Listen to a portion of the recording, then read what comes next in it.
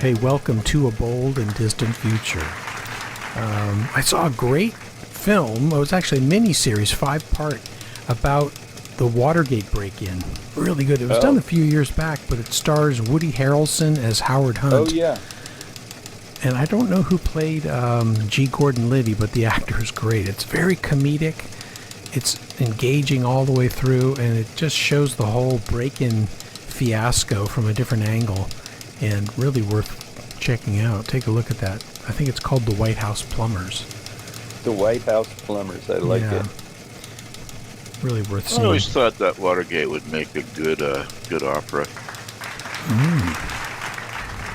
Another thing that might make a good opera is our ongoing series called The Bright Endarkenment, and where we've done 5 episodes or installments so far, promising to do more, so check it out on our channel, The Bright Endarkenment. Interesting picture. Yeah, that was one of yours. Well, it's Friedrich. Yeah, And, that guy had the best mustache I've ever seen. It's a damn good mustache, isn't it? you ever wondered what he'd look like without it? No. I have to confess, I have not. Maybe that's why he grew it out, because he would look so horrible without it. Our channel, The Bold and Distant Future, in our ongoing endorsement of Xavier Becerra. Get out there and vote. Call people who are in California. Convince them not to vote for Steyer. Vote for Becerra. Steyer's, it's interesting watching Steyer spend millions of dollars on basically campaign hit ads, and his percentage hasn't changed. The only sane thing I've heard recently is that somebody from the CDP has called for the lower people to drop out so that we don't endanger our higher candidates from actually being able to get into the final race due to our top 2 candidate thing that we have. So it's next Tuesday you guys are voting, right? Next Tuesday, June 2nd. Here's the list of primaries by state for the month of June. So the next group is California, Iowa, Montana. Then move on to Nevada, North Dakota, South Dakota, and so on. So that'll be my itinerary for the month of June. I've got to get to all these places and vote. Yeah. Get out there and vote often. Whatever they say. But it's time. My sister's in Nevada, so I'm going to give her a call, make sure she voted. I got her registered. She wasn't even registered. Oh, boy. Yeah, so I got her registered. Told her I don't want to tell you how to vote. I just want you to vote. But luckily, she's voting blue. Well, Texas. All eyes are on Texas right now. This fellow, the Senator Cornyn, who was the incumbent, was running again, but it looks like he's been shut out. He got thrashed, man. He did. 39 to 63 or something like that. I think. Or 39 to 61%. And that puts the Democrats in a very interesting position, because this is the race they wanted. They wanted to run against Paxton. And Tallarico, I think, he has a really good message. I think he can do it. I encourage all Democrats anywhere to send $25 to the Tallarico campaign. He had a surge in his fundraising after Paxton won. Like, he took in the 2 days following this, he took in $600,000. So send him $25 if you can, man. You know what? Because that would be a huge upset, considering what the shenanigans they've gone through to try to change the voting map in Texas to increase their numbers. Yeah. We might see one of those special events in Texas called the Blue Wave. Wouldn't that be incredible? Yeah. Well, I don't know if it's entirely a big wave, but they say it's a 50-50 shot that Tallarico could step in. I want to see a blue wave tsunami. I think that'd be fabulous. A blue tsunami. Sounds like an Elvis song. You should, when you get a chance to edit this, you should probably put something there to let us know how we can contribute to the campaign. I will. I will put something in there for the Tellerico campaign funds. I don't know anyone living in Texas, but I think... I don't either, but you can get on his website and donate, directly. I think Craig has friends in Texas, so he might know people. He can call and say, "Hey, are you voting?" But I'm sure I have most of his... family in Texas. Yeah. Ditto. We have Valentine's sister and brother-in-law. Now's the time to call them and make sure they are voting and that they get all their neighbors to vote if they're voting the right way. Well, Trump, I don't know where he was heading. Maybe he was heading to the airport or something, but they rushed him in his limo back to the Walter Reed Hospital for some kind of checks. They made it sound like it was an annual checkup, His That he suddenly remembered en route to the golf course? Maybe. Which golf course? Oh, he was heading to a golf course, yeah. I don't know. Just checking. But The golf tally for how many months in office now? It seems like forever. I guess the first 17 months. The waste that he has eliminated from government spending has really been benefited by the $155 million we have spent sending him to the golf course.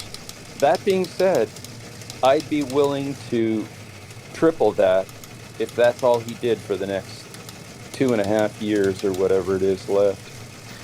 I think he's being eased out, which means that Look for at the that next posture. 2 years. Look at the posture in this picture. Come on. Biden at least stood up straight. there have been unflattering pictures of Trump being released recently. Well, I'm looking at this picture going, at least one of these people, maybe both, look like they're in total shock. Oh my God. well, The question on Don Jr.'s face there is, am I really doing this? He looks so happy, doesn't he? Oh, ecstatic. Actually, Who's that the lady real he's question, next to? the real I assume question, that's and his wife? the real question on his mind here is, why did she wear the 5-inch heels? She's not naturally that tall. I'm kidding. I was about to say she looks like she's worth the climb. now I'm going to have to edit that out. Jeez, that's sexism. Overt sexism. Oh, good God. Anyway, Trump had skipped the wedding, which was in Barbados. I think What a shame. he had to stay back to help the construction and the planning of the this UFC Freedom 250 event. Yeah, I don't know if this is what I saw. Maybe I was hallucinating, but I saw a recent picture of the White House in the news, and there's this giant arc of what appears to be light bars and shit over in back of the White House, and I'm going, is that for the fight? Is that what they're doing? Or is that for the ballroom? I'm trying to figure it out. Kind of arching thing that goes over it for lights and so on. Yeah. It's so tacky and what ugly. in the hell is going on? And they're going to over have there? these kinds of... what are these guys called? These mixed martial art guys? I don't know what they are. I don't watch this stuff. Unlimited or... UFC. Yeah. Unlimited. That is something. it. That's Here it exactly is. what I saw. I went, oh my God, what is this thing? So there's the ballroom on the right, and then this, what it's happening there. And then there's this horrible arch thing. They're going to have 5,000 people there, apparently, watching this event, and tickets are going for hundreds of thousands of dollars. They're going to televise it, right? I just saw that little thing that said Paramount at the bottom. I think they are. Oh my gosh. What a sickening travesty. Paramount cancels Colbert, but they're going to this thing? Apparently. Yeah, it's My utterly God. sickening. It is just incredibly gauche. And I'm going to be watching it. Thank God I don't have a TV, but I might be able to pick it up later on YouTube, huh? I'm sure you will. It's just like this horrible, public acts of brutality. It's a pretty savage sport. Yeah. That kind of raises an interesting question. Did either of you guys box when you were kids? My dad made me box when I was a kid. You I will took boxing say- lessons? I did. I will say straight up that it was not my favorite thing. Brotherly love. But I didn't. It wasn't something I really took to. I've Well, always said people who believe in brotherly love probably never had brothers. that's true. It certainly didn't happen in the younger years, but after I was about 16, something changed. I became cooler somehow. Oh, I funny. used to torture my brother. We used to torture each other. And then we got separate rooms. When my sisters left, I got Boy, that never happened in our family. you're stuck in the same room. Yeah. Yeah, we had, Well, then he went into the Air Force, and that was the last time he lived at home. So well, Stephen Colbert had his last show, and it feels like, I don't know why it feels like the voice of the nation has been silenced, but Jimmy Kimmel's been going strong yes, he has. ever since. So I will say, interesting thing in watching the replays of this on YouTube, it really seems like the class he demonstrated in his leaving was pretty spectacular, and it seemed like a pretty he didn't want to go out with a whimper. He went out with like big joy, and one of the biggest viewerships since the first show. I agree. That's a good observation. I totally agree with that. This, of course, Plus, is it what was a kick-ass show. I don't think yeah. I saw it. Oh my god! it was good right down to the last episode. This was a weird little AI meme that Trump posted not only to his own social media, but to the White House social media platform. The White House. This AI video of him walking on the stage behind Colbert and throwing him in a dumpster. Totally AI generated, of course. Of course. Trump might be our first AI president. If he ever does seem to be incapable of performing his duties as president, they could just keep him going with AI. Yeah. They get an audio animatronic of the dude and, shoot AI and VR stuff. I Yeah. want to see him on stage at that UFC bout. He will. Don't you think he'll stand in the middle of the ring at some point and put his arms up in some triumphant kind of symbolism of, I don't know what. I just want him to put on a pair of gloves. Now you're cooking. So this is the man. Yeah, we're losing him. I'm going through We're not withdrawals. losing him. He'll find a new venue. He will. He will. Did you see what he did right after? The next day he did a public access channel show. Indeed. And that is really worth searching down. He started his own YouTube channel, and that's the only video on there, they call it. Public broadcasting. Public or whatever. access Yeah, thing. that's where he started. Yeah, it's He had did that show before he took over the Late Show. Only once, and that was number 2. and it's had millions of views, and his channel has hundreds of thousands of followers. And so you're right, we haven't lost his voice entirely, obviously, but that platform does put you in a certain spotlight that makes you a little more relevant. Maybe it's an old-fashioned way of doing things. And you can put in a pitch to cancel your Paramount subscription. Yeah, I don't think we have one, but you're right, people should. If you believe in free speech, truly believe in free speech, that's what you should do. Yeah. Well, this is happening. They're looking at ways to damage and hurt blue states where sanctuary cities are, and they're looking to stop immigration and customs processing at those sanctuary city airports, which is purely an economic thing, I guess. It's going to hurt, airports, and international travel will be turned down. That's going to disrupt everything. That was one of the stupidest ideas I think they could have come up with. Because think about what they're closing. They're closing LAX. They're closing JFK. They're closing LaGuardia, Newark, SFO. Oh, you have a list. I had put a list of all the sanctuary cities. But you're right, Los Angeles, San Diego, San Francisco, San Jose. And notice how they're all blue states. The O'Hare, they're going to close O'Hare. and Logan. Good frickin' luck. Here's what I would like folks to consider if these airports were indeed shut down by this ridiculous idea.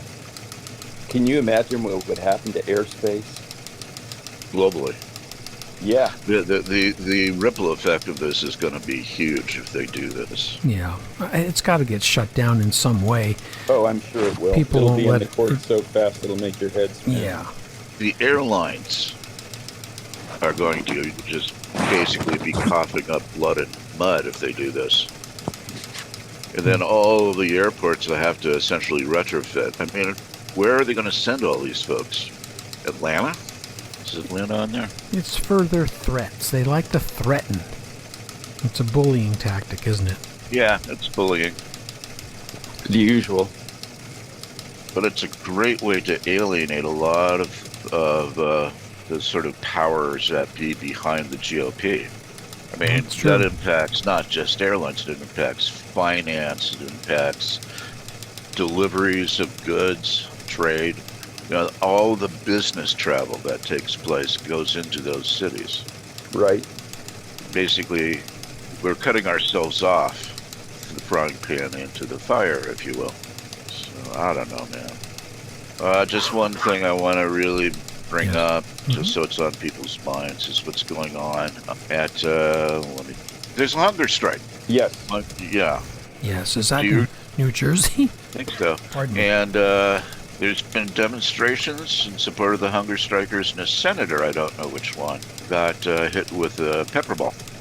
Yeah. Senator. They don't really care, even if a senator's out there. Democrat. You know, Yeah. Well, it's just a obviously. Democrat. Come on. Why hold back? I mean, if we started doing things like this, if the Democrats ever get back into the White House again, if we did things like this, it would be insane. Well, you know, we're post-January 6th. Things Yeah. are different. Stay vigilant, stay safe, stay peaceful. Thank you for listening and being here and being a part of our program, A Bold and Distant Future. We'll be back again next week. Thank you, guys. And it's a way to intro the next segment of the Bright and Dark One. May I just say, stay happy? Yeah, okay. I'm trying the best I can. Keep that affirmation going. Thank you.